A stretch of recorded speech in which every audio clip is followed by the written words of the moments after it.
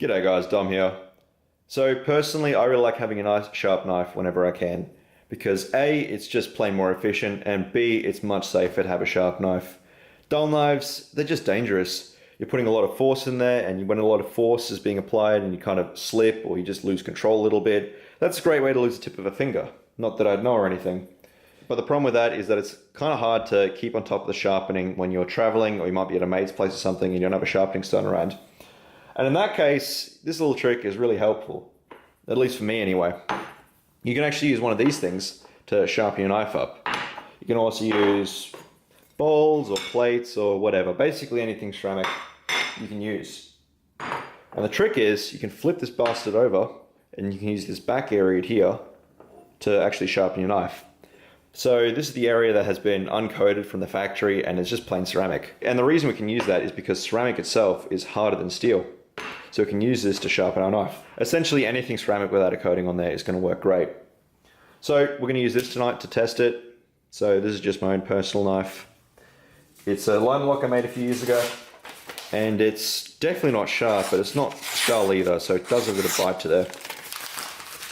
So we're going to dull this up real quick just to make it a good test.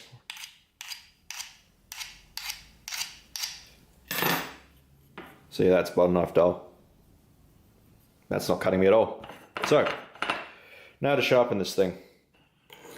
So, we're going to do nice long strokes, and you can see we're actually removing metal here. That little black part there, I don't know if the camera's going to pick it up, that's actually metal being removed. Now this isn't pretty, it's not going to give you a nice edge, it's going to be pretty rough and raw, but it is going to be an edge. And already we're starting to form our burr. This is a chisel grind knife, so it's going to be a little bit different. For a V-grind knife, you're just going to be switching out per side. Because it's a chisel grind, I don't have to worry about that, so I can do it in much less time. So this one.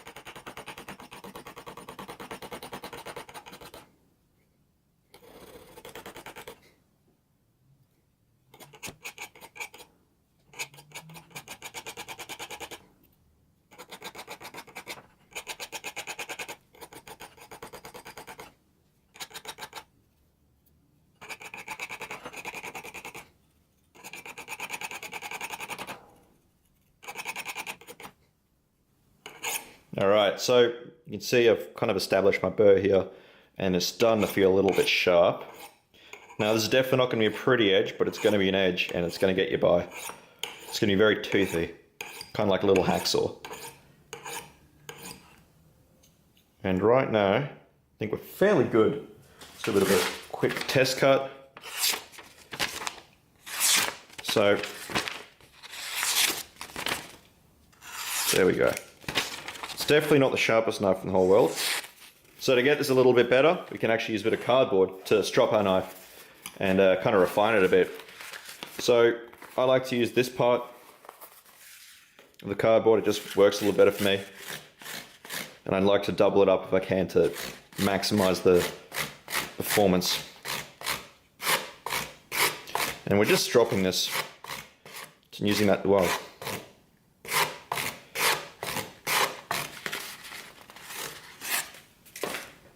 That feels much sharper already.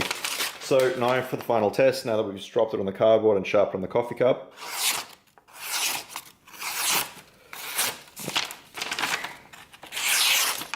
My paper cutting skills are like that of a 5-year-old, but you can see it's cutting nicely and it's actually, let's see if I can actually get this in camera.